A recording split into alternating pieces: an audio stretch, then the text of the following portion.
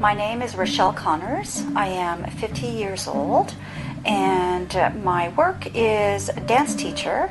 For me, I found it was so sensual, so feminine. It was woman is what it was. That's exactly what I saw, and there was nothing offensive about it. It was just sheer beauty, sheer art and poetry in motion. It's like you open a window within yourself, and it's like you're letting people inside of you, and they're seeing your soul, basically.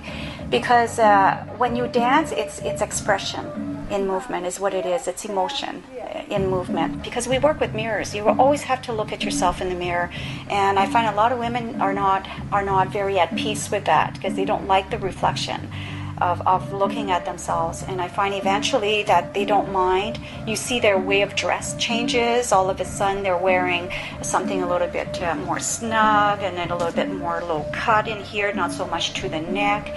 And you could see the posturing changes. All of a sudden they're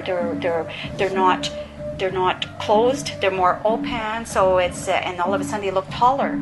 So it just changes their whole mindset. I find they learn to love themselves from the inside out.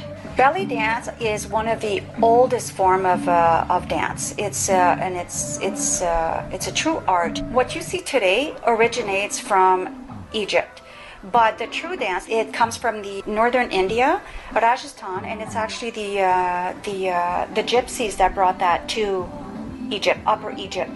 And the gypsies there are called Gawazis. And when they got there, the Egyptians saw this dance and they fell in love with it. So that's why often you'll see gypsies perform, and you'll say, "Oh, that's a belly dance move." It isn't. It's a gypsy move. It's an Indian move.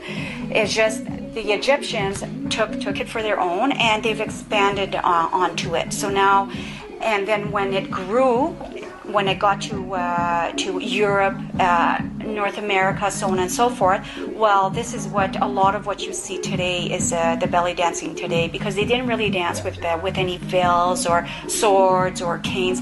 That pretty much came after the fact. And arms, they never danced with arms as well. There was no arms movements. The arms were very static, and it was basically just, and they didn't really move around either. They danced pretty much almost on spot. So that's all stuff, it just kind of evolved as to what you see today. When the young lady would hit puberty, well, this is when she would learn this art. And what it does is that it prepares the girl's body for childbearing, is what it does. And all your movements, like your undulations and the rotation du bassin, and your hip rolling and coup de hanche and all of that works all of your muscles within your basin and everywhere where your baby is going to be, more or less. And when the girl got pregnant, was ready to bear her child, well, that's when the women would all surround this young lady, and then they would do the different movements and also do the different calls to help her along to have her baby. With vibration with your drops as well, please. You're joking, right?